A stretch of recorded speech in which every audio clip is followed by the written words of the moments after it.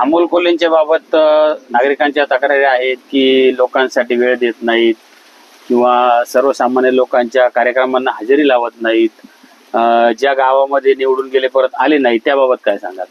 खर तर मुळात हाच असाच प्रश्न ज्यावेळेस शिवाजी दादांची टर्म दुसरी सुरू होती तेव्हा त्यांना विचारला होता आणि त्यांचा त्यावेळेस 8 वर्षाचा कार्यकाळ पूर्ण झाला होता. त्यावेळेस त्यांनी असं उत्तर दिलं होतं की 6,000पेक्षा जास्त गावांमध्ये फिरणं, वाड्या वस्त्यांवरती जाणं किंवा प्रत्येक ठिकाणी भेट देणं हे खासदाराला प्रॅक्टिकली शक्य नाही आणि तेच यांनाही लागू पडतं. मुळात पहिल्यांदा ही गोष्ट साफ चुकीची की ते कुठंच गेले नाही. 5 वर्षामध्ये तुम्ही जर बघितलं 2 वर्ष 2.5 वर्ष हा कोरोनाचा कालावधी होता.